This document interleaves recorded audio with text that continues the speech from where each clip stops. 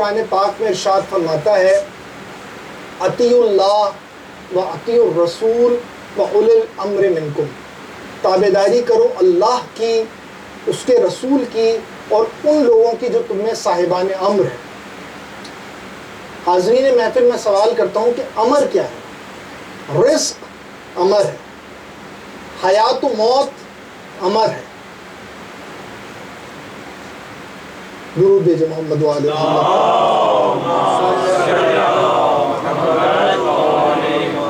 دعا امر ہے، تو ماننا پڑے گا جو صاحب امر ہو وہ ان تمام چیزوں پر قدرت رکھتا ہو، اسی لیے وہ صاحب امر ہے۔ اور یہی وہ لوگ ہیں کہ جن کی تابعداری کا حکم اللہ ہمیں قرآن مجید میں ارشاد فرما رہا ہے۔ درود بھیجے محمد و آل محمد۔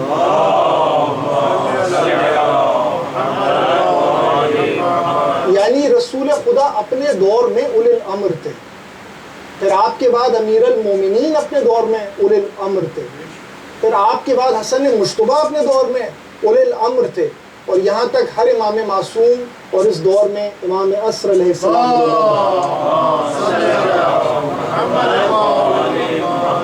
برائے خوشنودی 14 معصومین علیہ السلام بلند تر سلوات۔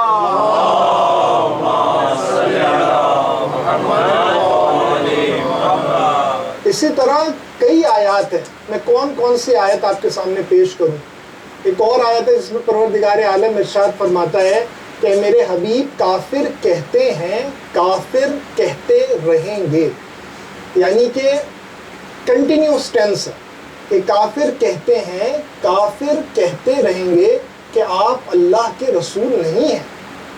تو بس آپ ان سے اتنا کہہ دیجئے کہ میری رسالت کے بس 2 گواہ کافی ہیں، ایک تو اللہ ہے جو اول سے ہے اور آخر تک رہے گا، اور ایک وہ ہے کہ جس کے پاس الکتاب کا سارا علم موجود ہے۔ تو اب یہ جو ہے کہ الکتاب کا سارا علم موجود ہے، یہ ایک صفت ہو گئی، یعنی کہ رسول کے اپنے دور میں اللہ تو تھا اور وہ قیامت تک ہے، مگر دوسرے گواہ علی ابن ابی طالب علیہ السلام تھے۔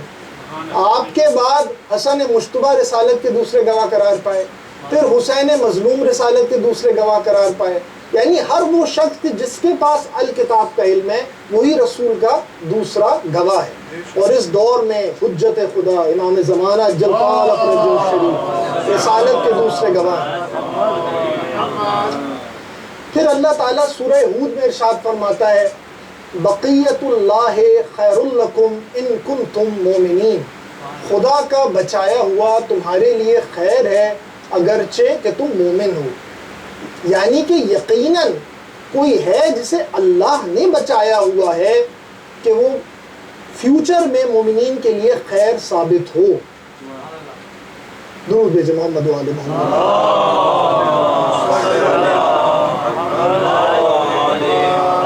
جب 12ویں امام ظہور فرمائیں گے تو اسی کی تلاوت کرتے ہوئے ظہور فرمائیں گے۔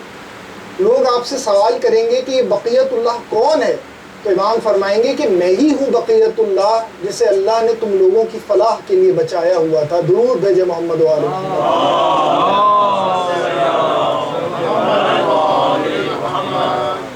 ویسے تو امام کے القاب ابا صالح، بقیت اللہ، مہدی موعود، منتظر، منظر، یہ سب امام کے القاب ہیں۔ اور ایک اور بڑا مشہور لقب امام کا المنصور ہے کہ جو انتظار میں ہو، جو انتظار کر رہا ہو، اور صرف آپ ہی کا نہیں آپ کی جدہ سیدہ کائنات کا لقب المنصورہ ہے کہ جو انتظار کر رہی ہیں۔ تو آپ بھی انتظار کر رہی ہیں اور امام بھی انتظار کر رہے ہیں۔ کس چیز کا انتظار کر رہے ہیں؟ انتقام خون حسین کا انتظار کر رہے ہیں کہ کب اللہ کا حکم ہو، آپ کو اجازت ملے اور پھر آپ اپنے جد کے قاتلوں کا انتقام لیں، جد کے قاتلوں سے انتقام لیں۔ ویسے تو مولا بقیت اللہ ہیں، اللہ کے بچائے ہوئے ہیں، مومنوں کے لیے خیر ہیں، مگر جب آپ ظہور فرمائیں گے اور جو پہلا خطبہ ارشاد فرمائیں گے اس میں آپ اپنے آپ کو کہیں گے کہ میں فرزند حسین ہوں، میں فرزند حسین ہوں۔ میں نے بس ایک بات کہی، آپ کے دلوں میں حزن و ملال کی کیفیت آ گئی، مگر عزاداران امام مظلوم جب محرم کا چاند افق پر ظاہر ہوتا ہے تو مولا کے سامنے، ان کی نگاہوں کے سامنے پورا واقعہ کربلا دہرا دیا جاتا ہے کہ گویا مولا فزیکلی وہاں پریزنٹ ہوتے ہیں اور وہ سب کچھ مناظر اپنی نگاہوں کے سامنے دیکھ رہے ہوتے ہیں، اور آپ کا مولا آپ کی طرح آنسو نہیں بہاتا ہے۔ آپ تو آنسو بہاتے ہیں، مگر میرا آقا، میرا مولا لہو بہاتا ہے، لہو بہاتا ہے۔ بس عزاداران امام مظلوم، آج 6 محرم ہے۔ ایک اور بڑی مشہور روایت آپ کے سامنے پیش کروں کہ جو اکثر علماء نے لکھی اور معتبر احادیث سے ہم تک پہنچی ہے کہ جب امام ظہور فرمائیں گے اور پہلا خطبہ ارشاد دے دیں گے، اس کے بعد امام سب سے پہلے کرب و بلح پہنچیں گے۔ جیسے ہی آپ امام کے روضے کی طرف بڑھیں گے، خود بخود در کھل جائے گا، آگے بڑھیں گے زری کھل جائے گی اور امام مرکز تک پہنچ جائیں گے۔ با اجاز امامت امام اپنا ہاتھ قبر اطہر کے اندر ڈال دیں گے، اور اب جو ہاتھ نکالیں گے تو آپ کے ہاتھوں پر ایک چھوٹا سا جنازہ ہوگا، 6 مہینے کے ششماہے بچے کا جنازہ۔ جتنے وہاں حاضرین ہوں گے امام ان سے دریافت کریں گے کہ بس اتنا بتاؤ، جھگڑا تھا میرے بزرگوں کے ساتھ تھا، جھگڑا تھا میرے بڑوں کے ساتھ تھا، بس صرف اتنا بتا دو کہ اس 6 مہینے کے بچے کا کیا قصور تھا، اسے کس جرم میں قتل کیا گیا۔ عزاداران امام مظلوم، آپ کے سامنے رجت کا ایک منظر پیش کرنا چاہتا ہوں۔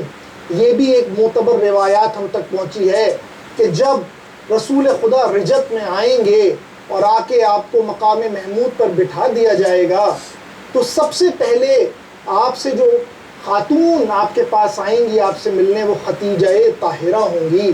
رسول کہیں گے کہ خدیجہ یقیناً تم محسن اسلام ہو، تو جناب خدیجہ کہیں گی یا رسول اللہ کیا میں واقعی محسن اسلام ہوں؟ تو رسول کہیں گے ہاں خدیجہ تم محسن اسلام ہو۔ تو ایک مرتبہ بی بی ارشاد فرمائیں گی کیا میرا مسلمانوں پر کوئی حق ہے؟ تو رسول کہیں گے ہاں خدیجہ مسلمانوں پر تمہارا بڑا حق ہے، اسلام تو پلا ہی تمہارے مال و زر سے ہے۔ تو کہیں گی یا رسول اللہ کیا میری خدمات کا مجھے یہ صلہ دیا گیا ہے، اور یہ کہہ کر ایک چھوٹا سا جنازہ رسول کے سامنے پیش کریں گی۔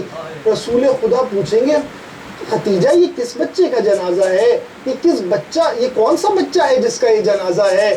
تو بی بی ارشاد فرمائیں گی یہ میری زہرا کا بیٹا محسن ہے، یہ میری زہرا کا بیٹا محسن ہے۔ تو ایک مرتبہ رسول کہیں گے خدیجہ فاطمہ کہاں ہے؟ فاطمہ یہ جنازہ لے کے میرے پاس کیوں نہیں پہنچی؟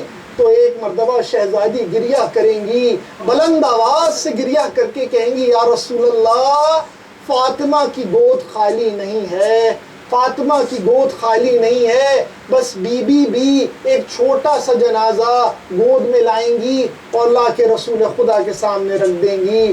اس وقت وہ کشتے پکار کے کہیں گے فَبِأَيِّ ذَنبٍ قُتِلَتْ کہ ہمیں کس جرم میں قتل کیا گیا؟ وہ علی اصغر کا جنازہ ہوگا۔ بس عزاداران امام مظلوم، روایت کچھ اس طرح بیان کرتی ہے کہ جب حسین کا کوئی مونس و غمخوار نہ رہا، جب کوئی نہ بچا، تو ایک وقت امام گنج شہیدہ میں تمام لاشوں کو دیکھ رہے تھے۔ کبھی حبیب ابن مظاہر کی لاشیں کو دیکھتے تھے، کبھی مسلم ابن اوسجہ کی لاشیں کو دیکھتے تھے، کبھی بریر کے جنازے کو دیکھتے تھے، تو کبھی عباس کے بازوؤں کو دیکھتے تھے، کبھی اکبر کی لاشیں کو دیکھتے تھے، تو کبھی قاسم کی لاش کے ٹکڑوں کو دیکھتے تھے۔ بس عزاداران امام مظلوم، میرا معصوم امام گریہ کرتا جاتا تھا۔ ایک مرتبہ رقت قلب کے ساتھ امام نے صدا دی حل من ناصر ینصرنا، ہے کوئی ہماری مدد کو آنے والا، ہے کوئی ہماری اس غربت میں نصرت کرنے والا کہ ایک مرتبہ کوہرا میں ماتم بپا ہوا، خیموں سے وا حسینہ کی صدائیں بلند ہوئیں، امام واپس خیمے میں آتے ہیں، زینب سے پوچھتے ہیں زینب میری بہن یہ شور کیسا ہے، یہ گریہ کیسا ہے؟ بس بی بی کہتی ہیں میرے آقا میرے مولا میرے بھائی حسین جب آپ نے صدائے استغاثہ بلند کی تو اصغر نے اپنے آپ کو جھولے سے گرا دیا ہے، اصغر نے اپنے آپ کو جھولے سے گرا دیا ہے۔ تو ایک مرتبہ امام فرماتے ہیں لاؤ لاؤ اصغر کو میرے پاس لے کے آؤ، شاید میں پانی کی کوئی سبیل کر سکوں، شاید اس بچے کو میں پانی پلا سکوں۔ بس شہزادی رباب نے اصغر کو تیار کیا اور ایک مرتبہ کہتی ہے دیکھو اصغر میں غیر خاندان کی ہوں، میری رگوں میں زینب کے دودھ کا اثر نہیں ہے، بیٹا مجھے امام زمانہ نے بتایا ہے کہ تو تیر سہشوبہ سے شہید کیا جائے گا۔ دیکھو اصغر تیر کھا کے رونا نہیں، اگر تو رو دیا نا تو قیامت تک لوگ کہیں گے حسین کا بیٹا کبھی نہ روتا، یہ ماں کے دودھ کی خرابی تھی کہ بچہ رو گیا۔ بس اصغر جب تیر کھانا تو مسکرا دینا، مسکرا دینا، مجھے حسین کی ماں کے سامنے سرخرو کر دینا بیٹا۔